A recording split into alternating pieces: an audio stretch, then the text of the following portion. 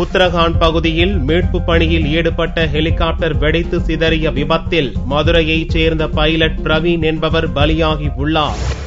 உத்தரகாண்ட் மாநிலத்தில் ஏற்பட்ட வெள்ளப்பெருக்கில் சிக்கியுள்ளவர்களை மீட்கும் பணியில் விமானப்படையினர், துணை ராணுவத்தினர் ஈடுபட்டு வருகின்றனர். செவ்வாய்க்கிழமையன்று கேதார்நாத் பகுதியில் மீட்பு பணியில் ஈடுபட்ட ஹெலிகாப்டர் கௌரிகுந்த் என்ற இடத்தில் விபத்துக்குள்ளானதில் 20 பேர் பலியாகினர். இந்த ஹெலிகாப்டர் விபத்தில் மதுரையைச் சேர்ந்த பிரவீன் என்ற பைலட் உயிரிழந்துள்ளார். மதுரை டிவிஎஸ் நகரைச் சேர்ந்த பிரவீன் அவருடைய பெற்றோருக்கு ஒரே மகன். மதுரை டிவிஎஸ் பள்ளியில் பள்ளி படிப்பை முடித்த பிரவீன் தியாகராஜர் பொறியியல் கல்லூரியில் படிப்பை முடித்து கடந்த 2007ஆம் ஆண்டு பைலட்டாக பயிற்சி பெற்று பெங்களூருவில் பைலட்டாக பணியில் சேர்ந்தார். தற்போது உத்தரகாண்டில் நடந்து வரும் மீட்பு பணியில் பிரவீன் ஈடுபட்ட போது விபத்தில் சிக்கி உயிரிழந்தது அவருடைய உறவினர்களிடம் ஆழ்ந்த சோகத்தை ஏற்படுத்தியுள்ளது.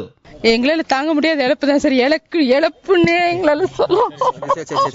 பிரவீன் பலியான சம்பவம் குறித்து அறிந்த அப்பகுதி மக்கள் அவருடைய வீட்டின் முன் திரண்டு குடும்பத்தாரின் சோகத்தில் பங்கேற்றுள்ளனர்.